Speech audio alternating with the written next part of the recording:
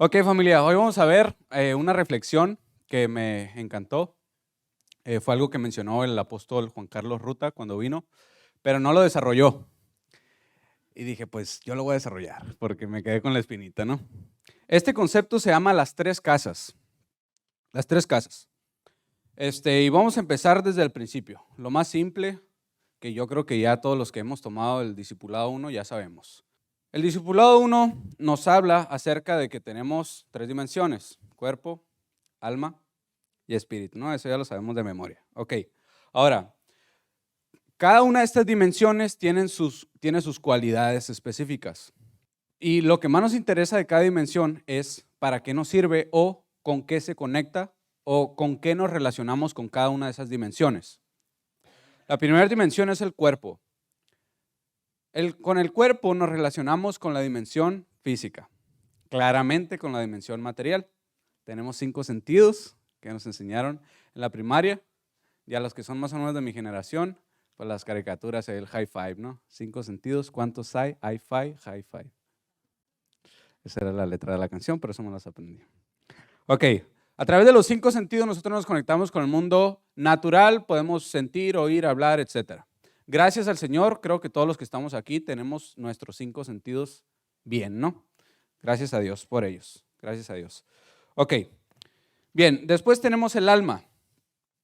Con el alma nos conectamos con las demás personas, con los otros seres humanos, así de sencillo. Y después tenemos el área espiritual, un área que para muchos es misteriosa y desconocida, pero que para eso es que venimos a la iglesia, a la palabra, por eso recurrimos a la palabra para que nos dé claridad en zonas donde son muy oscuras para el mundo. ¿Ok? O sea, me refiero a que hay poca revelación, hay poco conocimiento. En el espíritu o con el espíritu nos conectamos con otros seres espirituales, ¿ok? Como lo son Dios, como lo son el diablo, los demonios, los ángeles, etcétera, ¿no? El espíritu se conecta con el espíritu, así de sencillo, con otro espíritu, no hay otra manera. Entonces, esto es importante que diferenciemos. ¿Por qué? Porque yo no me puedo relacionar con otro espíritu de otra persona. Espiritualmente no nos podemos relacionar. Sí nos podemos relacionar almáticamente, pero espiritualmente no. Hay ciertas excepciones que narra la Biblia. Una de ellas fue cuando Saúl, ¿qué es lo que hace? Va con una espiritista, ¿se acuerdan? Le dice, tráeme al espíritu del profeta Samuel porque tengo que decirle algo. Pero ahí ya se estaba metiendo en terreno prohibido, en terreno que dice la palabra que no nos debemos meter. No nos debemos de meter con los espíritus de los muertos, ¿ok? Saúl lo hizo y nos damos cuenta de cómo es posible. Claro que es posible. De que es posible. Pero dice la palabra, todo nos es lícito, pero no todo nos conviene. Entonces, en esas áreas no nos debemos meter, aunque sean ciertas, aunque incluso sean útiles, entre comillas. Pero no nos podemos meter en astrología, no nos podemos meter en temas del zodiaco, de espiritismo, de ocultismo, de santería y todo eso. Aunque les repito, sean ciertas, sí son ciertas, ¿ok? Pero son temas de las tinieblas. O sea, para que tú puedas meterse en ese mundo, a fuerzas tienes que utilizar como paternidad al diablo. No puedes hacer nada bueno siendo paternizado por el diablo. Eso trae maldiciones, consecuencias generacionales, etcétera, ¿no? Entonces, ese es el área espiritual, amados. Ya dijimos, cuerpo, alma, espíritu, que nos relacionamos con cada cosa. Ok, también hemos visto que como tenemos 3 dimensiones, hay que paternizar o hay que quitarle la orfandad a cada dimensión. La primera dimensión es el cuerpo, la más sencilla que todos conocemos, no tiene mucha ciencia. El padre de nuestro cuerpo es nuestro padre biológico que nos engendró. ¿Okay? Después tenemos el alma. El alma la paternizan los pastores. ¿Okay? El pastor, la pastora, ese es el alma. Y después tenemos el espíritu. El espíritu sabemos que solamente, otra vez, ámbito espiritual. El ámbito espiritual, una característica muy puntual que tiene es que solamente tiene 2 polos. Nomás hay bueno y malo y ya. ¿Ok? Es todo lo que hay en el espíritu. O procede del padre de la mentira, de Satanás, el diablo, o procede del padre de las luces, que es nuestro Señor Jesucristo, Dios, el Espíritu Santo, ¿no? Entonces, el Espíritu o lo paterniza el diablo o lo paterniza Dios, ¿ok? Por default, familia, nos paterniza el diablo. Cuando un ser humano nace, es paternizado por Dios, sí, pero después inicia un proceso en la pubertad que es la conciencia. Ya tenemos conciencia, a partir de la pubertad ya la persona empieza a tomar decisiones propias y ya empieza a tener su propio criterio del bien y del mal. A partir de ahí, nosotros tenemos que elegir seguir a Dios. O sea, activamente nosotros elegir por voluntad propia que Dios sea nuestro Padre, porque si no, el diablo va a paternizar por default nuestra alma, por el pecado de Adán y Eva, eso lo conocemos, y también porque Él es el príncipe de este mundo, es el que gobierna el sistema mundial, ¿okay? Todo lo mundano, todo lo que está en la tierra. Bien, eso ya lo tenemos claro. Ahora, ya sabemos qué partes nos conforman, con qué nos conectan y quiénes son sus padres. Ahora vamos a ver dónde habitan o dónde deberían de habitar. Ahí ya nos vamos a meter en el tema de hoy, que son las 3 casas. 3 casas, amados, 3 casas. Una casa para cada dimensión. Bien, antes de ver cuál es la casa de cada dimensión, me gustaría que analicemos qué es lo que provee una casa, un hogar, qué es lo que nos provee. Aquí yo puse 4 puntos nomás. Uno de ellos es refugio, o sea, un ambiente apropiado, lo que nos provee una casa. Otro de ellos es provisión. En una casa siempre tiene que haber un refrigerador, una despensa con comida para poder sobrevivir. La otra es educación o desarrollo. Eso también debería estar en un hogar sano. Y 7, propósito, destino. Perdón, 7 no, 4. Es que no se me reinició aquí la puntuación.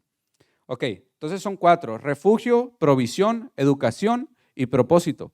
Estos puntos los vamos a ver con cada una de las 3 casas y cómo deberíamos de trabajarlos para tener una vida balanceada, una vida buena, una vida de acuerdo al diseño de Dios. Muy bien, son 3 casas. Nuestra casa material es nuestro cuerpo físico, ¿ok? Ese es nuestro cuerpo, lo que somos, así como estamos, chapitos, gorditos, altos. Ese es nuestro cuerpo y esa es la casa que nos tocó. Esa casa no la elegimos, Dios la proveyó a través de la genética, ¿no? Después tenemos la almática. La casa de nuestra alma es nuestra familia más. La familia, ¿ok? O sea, padre, madre, hijos, esa es nuestra familia. Y después tenemos la espiritual. La espiritual es la iglesia, ¿ok?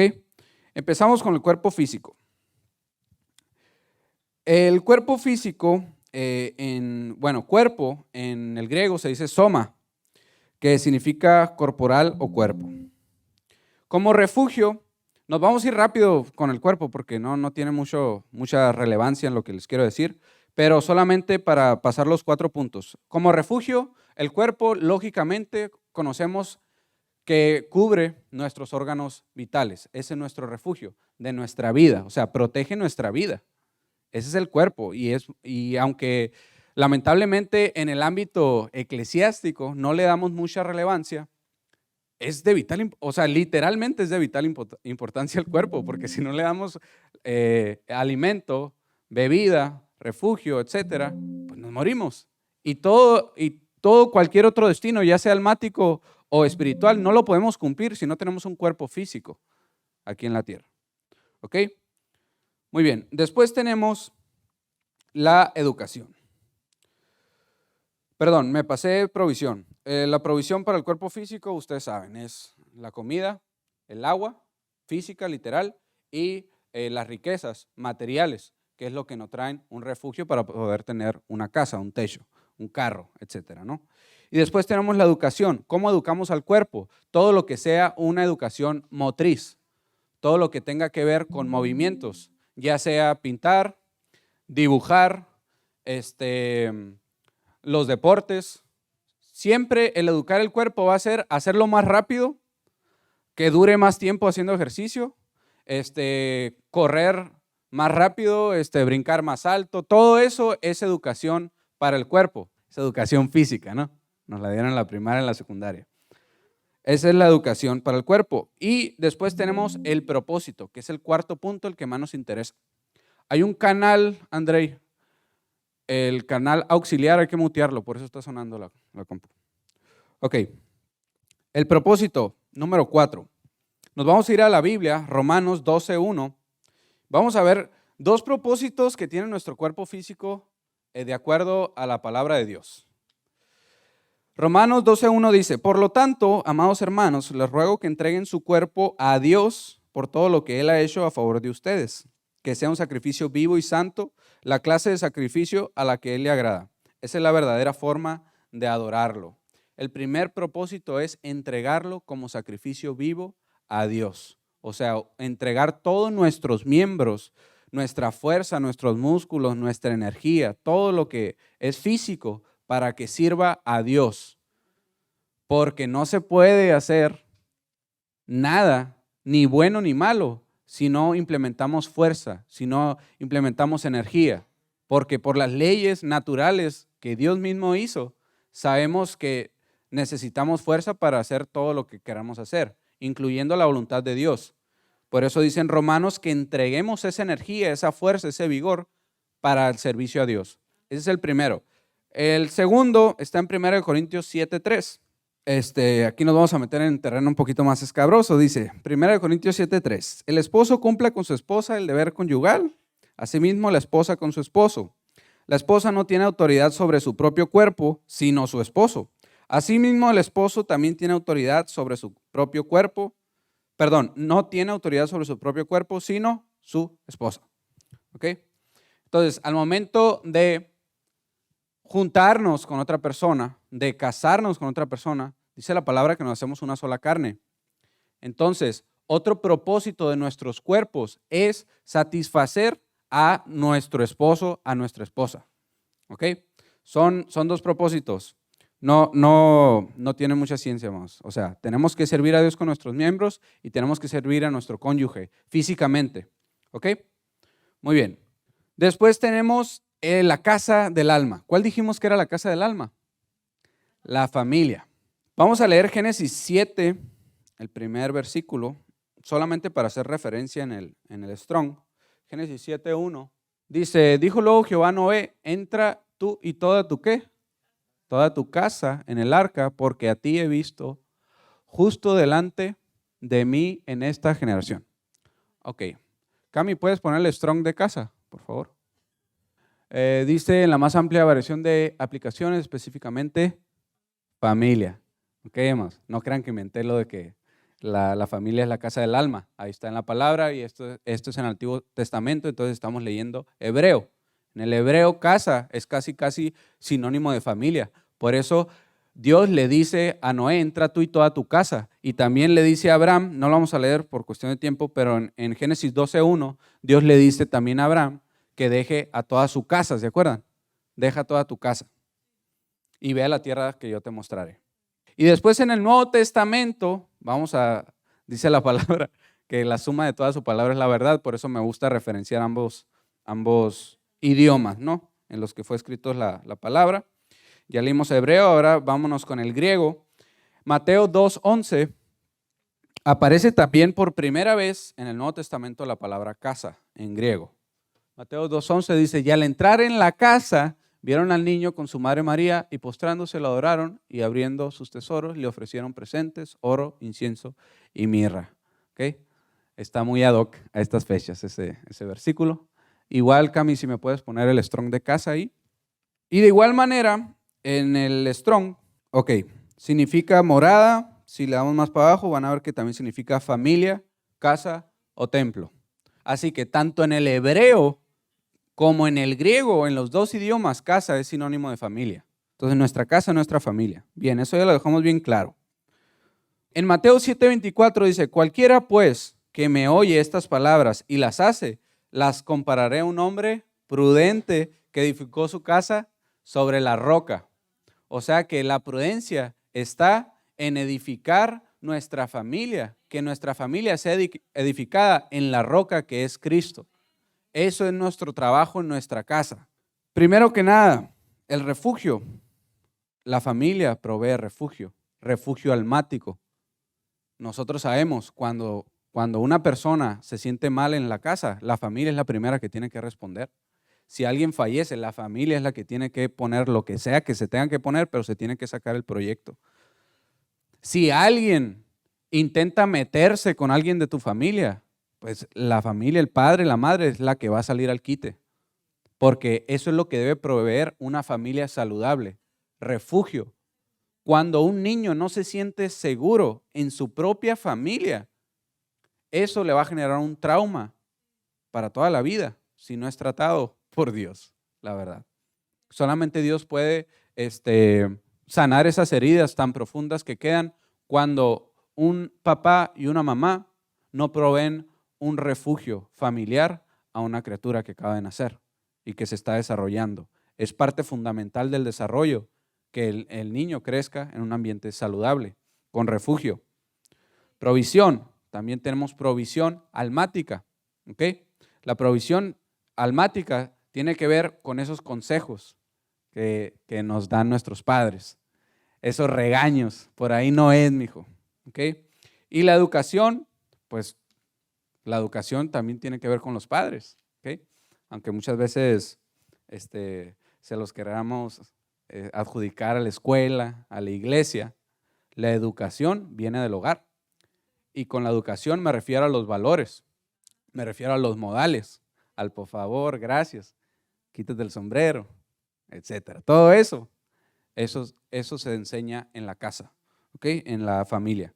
Y después el propósito de la familia son todos estos que acabamos de decir. La familia es como un círculo porque su propósito es todo esto. Lo que acabamos de decir se regresa. El propósito de la familia son los otros 3 puntos, que es proveer refugio, provisión, educación y multiplicación. ¿Ok? Hay multiplicación. La palabra de Dios dice cómo Dios le manda a Adán que se multiplique y llene la tierra. Tiene que haber multiplicación. Es mandato de Dios que tengamos hijos, que llenemos la tierra. ¿Ok? Muy bien. Y otra cosa, amados, es la iglesia. Y en eso me quiero enfocar. La iglesia dijimos que es la casa, ¿para qué? Para el espíritu, para la dimensión espiritual. Ok. Vamos a irnos a Juan 3, por favor, Juan 3:3. Como refugio, amados, la iglesia es una matriz, es una madre. En ella encontramos refugio y el ambiente apropiado para desarrollarnos espiritualmente. En Juan 3:3, del 3 al 7, lo voy a parafrasear. Nicodemo, un fariseo, un maestro de la ley, le pregunta a Jesús que si cómo es eso de nacer de nuevo. Y ya es donde Jesús le dice, pues, bueno, más bien le dice, qué es necesario para la vida eterna, ¿no? Nicodemo, ¿cómo puede? Y ya después Nicodemo le pregunta, ¿cómo puede un hombre nacer siendo viejo? Ni modo que entre al vientre de mi madre y me vuelva a salir. Y ya es donde Jesús le dice, no, tienes que nacer de agua y del espíritu. ¿Ok? Agua es figura de palabra. Tienes que tener palabra y tienes que tener guianza espiritual para poder volver a nacer. Y ese vientre, o sea, sabemos que en el vientre de una mujer hay abundante agua, porque el agua es vida. El agua es un elemento no renovable, vital, completamente vital. Nos han enseñado en la escuela, en biología, hasta el hartazgo, que el agua es vida. Y que si no hubiera agua, no hay vida. Y que si llegaran a encontrar agua en otros planetas, a la torre, puede que haya vida ahí también, ¿no? Porque siempre nos enseñaron que el origen de la vida es el agua. Porque también dice en el Génesis que en el principio el Espíritu de Dios se paseaba sobre las aguas. ¿Ok? Pero espiritualmente agua significa palabra. ¿Ok? La palabra de Dios. En el discipulado 1 dice, la nueva vida que Jesús nos da comienza cuando nacemos de nuevo, pero en el espíritu, no del cuerpo, siendo engendrados por la palabra en un nuevo vientre espiritual, que es la iglesia más. Si usted quiere tener un buen desarrollo, tiene que estar metido en la iglesia, tiene que dejarse cubrir, cobijar en un vientre que se llama iglesia. Si no, usted no va a poder nacer de nuevo. Si no, usted no va a poder adquirir la vida eterna. Si no, usted no va a poder engendrar porque ni siquiera va a poder. Si no nació, para empezar, ¿cómo va a engendrar, no? O sea, ¿cómo va a traer a más personas al conocimiento de Cristo o hacer que otras personas nazcan de nuevo? Primero tenemos que nosotros ser engendrados y mantenernos en el vientre, dejarnos cobijar. Muy bien. En cuanto a la provisión, dijimos que una casa provee varias cosas, ¿no? Ya dijimos lo que provee en cuanto a refugio, la iglesia. Ahora vamos a ver lo que provee en cuanto a provisión. La provisión, amados, es todas las figuras de la palabra en la Biblia, que puede ser pan, puede ser agua, puede ser alimento, leche también. Todo esto, todas estas figuras son la palabra de Dios, la cual compartimos y aprendemos en la iglesia. Ahora, hay un punto clave aquí, revelacional también. Hay una parte del cuerpo que utilizamos para llevarnos el alimento a la boca, que es la mano. Con las manos nos llevamos el alimento a la boca, obviamente agarrando un utensilio, ¿no? O dependiendo si sea comida mexicana, pues ya con la mano, ¿no? Si son unos taquitos, pues con la mano directamente. Ok, esto también en el mundo espiritual tiene una analogía muy interesante, porque quien nos da el alimento en la boca es precisamente la mano ministerial de Dios, que son los 5 ministerios. ¿Ok? Los 5 ministerios son los que nos proveen de palabra. En Efesios 4:11, vamos a leer cuáles son estos. Dice, y él mismo constituyó a unos apóstoles, a otros profetas, a otros evangelistas, pastores y maestros, a fin de perfeccionar a los santos. Nosotros tenemos que dejar que nos den comida. O sea, estamos hablando de humildad. Porque una persona que no es humilde jamás va a dejar que le den comida. O sea, no va a reconocer su estatura tan pobre, tan mediocre. Entonces no se va a dar cuenta de todo lo que le hace falta. Porque el orgullo lo que hace es que nos ciega. No nos damos cuenta de todo en lo que la estamos regando. Porque como somos orgullosos no queremos reconocer. Pero cuando nacemos de nuevo en el Espíritu, en el amor de Dios, lo que hace el amor es que nos da humildad, es que nos ubica, es que nos pone unas pastillitas ahí de Ubicatex, ¿no? Nos ubica. Esto eres tú, aquí vas empezando, tú eres un bebito, entiende que te tienen que dar comida en la boca y tienes que buscar la comida, tienes que llorar como un bebé para que te den la comida, o sea, tienes que pedirla, tienes que preguntar, tienes que ir con el pastor, con el maestro, con el profeta a que te dé esa palabra. ¿Ok? Esa actitud tenemos que tener para poder crecer cuando somos niños, para que nos den comida. Eso fue la provisión, que es provista por los 5 ministerios. Después tenemos la educación. La palabra vendría siendo la teoría. Cuando nosotros somos educados en cualquier educación, sobre todo la educación superior, el sistema educativo de una universidad por lo general va a tratar de darte teoría y práctica, ¿no? O si vamos a un conservatorio de música, también. O sea, no nomás te van a dar teoría, también tienes que practicar, si no tu conocimiento, tu educación no va a ser completa. Entonces, otra cosa que da la palabra es práctica. Te da palabra y te da capacitación. ¿Ok?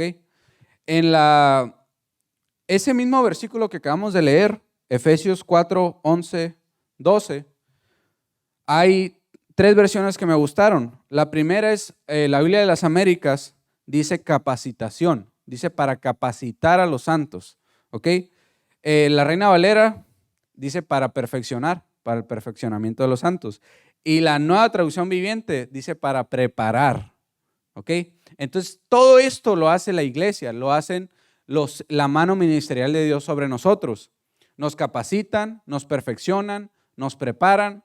Todos estos sinónimos suceden en la iglesia cuando nos dejamos perfeccionar. ¿Ok? Esto también pasa en la iglesia. Y después nos vamos con la parte más importante y la última, que es el propósito. Nuestro propósito como iglesia es ser el cuerpo de Cristo en la tierra. O sea, ejecutar lo que el Padre nos ha mandado. Así como Jesucristo decía, nada lo digo porque a mí se me antoje. Lo digo porque lo dijo mi Padre y mi Padre me envía a que te lo diga. Nada lo hago por mi propia voluntad, sino lo hago porque mi Padre me envió. ¿Ok? Vamos a leer 1 Corintios 12, 12 y 13. Dice, el cuerpo humano tiene muchas partes, pero las muchas partes forman un cuerpo entero. Lo mismo sucede en el cuerpo de Cristo. Entre nosotros hay algunos que son judíos y otros gentiles. Algunos son esclavos y otros libres. Pero todos fuimos bautizados en un solo cuerpo por un mismo espíritu y todos compartimos el mismo espíritu. Y ahora ustedes, los gentiles, también han oído la verdad, la buena noticia de Dios, que Dios los salva. Además, cuando creyeron en Cristo, Dios los identificó como suyos al darles el Espíritu Santo, el cual había prometido tiempo atrás. Entonces aquí vemos cómo el apóstol Pablo hace una analogía del cuerpo humano para representar al cuerpo de Cristo en la tierra. Y dice cómo es que cada miembro tiene que cumplir su función. La iglesia es un cuerpo, amados, una familia en la que cada integrante sirve a Dios y a los demás con sus características especiales. Sabemos que todos somos diferentes y no hay nada de malo en eso. La diversidad es una cualidad que a Dios se le ocurrió y todo lo que sale de la mente de Dios es bueno. La palabra dice en Génesis que todo lo que Dios creó es bueno, ¿ok? Y la diversidad es buena, más. O sea, usted no se debe sentir mal si no sabe cantar, si no sabe tocar, si no sabe hacer esto o aquello, porque habrá otros talentos muy específicos que el que está cantando no sabe hacer, pero usted sí los hace muy bien. Entonces, todos somos necesarios para cumplir el propósito. La palabra de Dios dice que la mies es mucha, pero los obreros son pocos. O sea, hay mucho trabajo que hacer, amados. Y cada área requiere un trabajo específico de un especialista. Un especialista puede ser un especialista en profecía, en evangelismo, en palabra, etcétera. ¿Ok? Y Dios va a llamar a cada persona conforme al destino profético que le ha puesto desde la eternidad, en su espíritu, la carga espiritual que le puso. Ese es su propósito.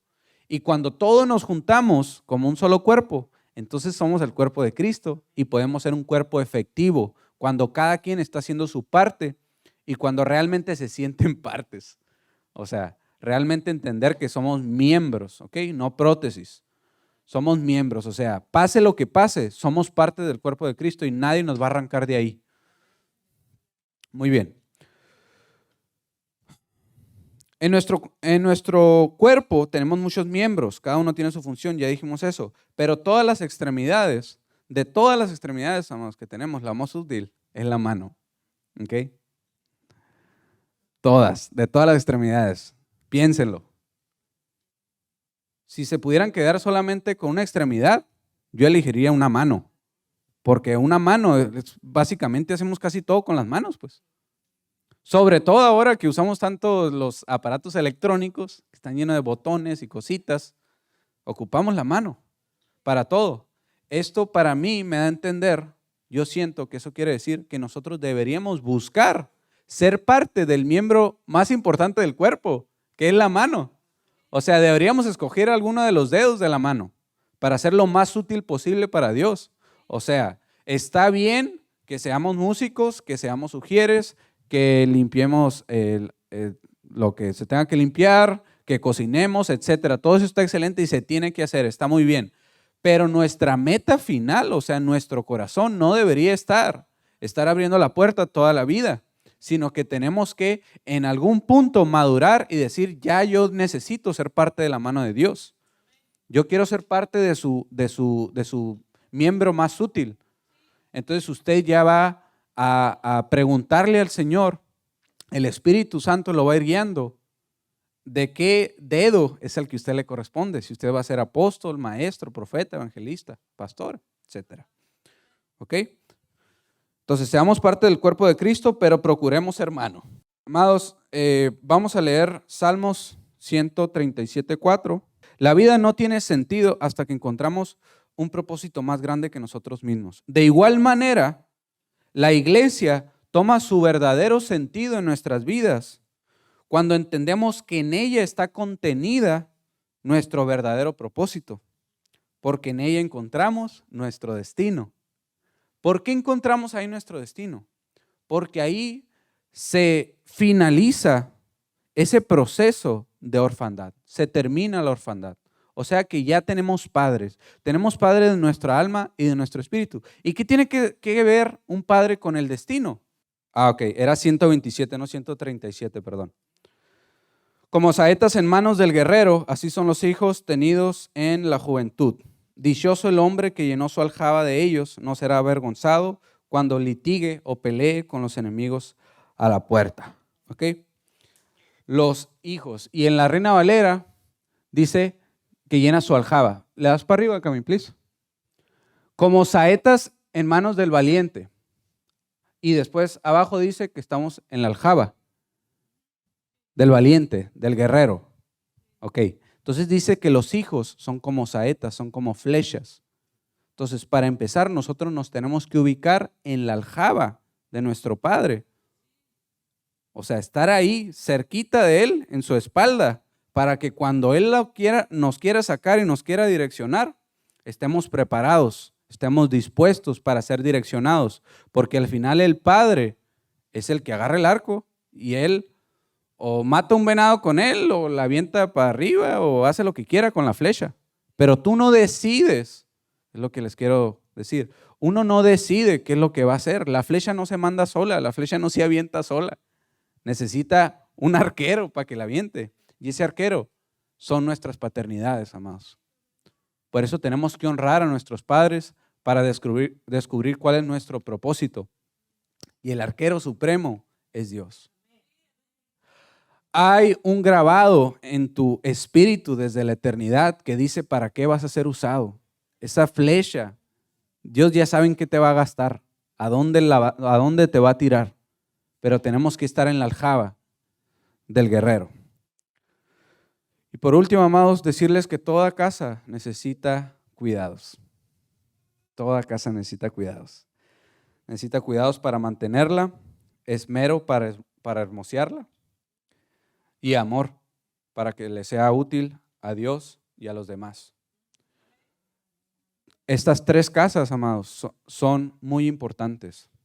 Me gusta esta reflexión porque es una reflexión sencilla, fácil de memorizar, yo creo, las tres casas, para darnos cuenta cuáles son las áreas más importantes y cuáles son las áreas más importantes y en cuáles tenemos nuestro propósito. Si tú dices, no sé para qué nací o cuál es mi propósito, recuérdate el concepto de las tres casas. Tienes que cuidar tu cuerpo, tienes que cuidar tu familia y tienes que cuidar a la iglesia. Tienes que estar en la iglesia, tienes que ser un miembro de ella. Porque si descuidas una sola de estas áreas, tu vida va a ser un desastre. Como dijimos, si descuidamos el cuerpo, nos morimos, pues ya vale gorro, ya no podemos hacer nada.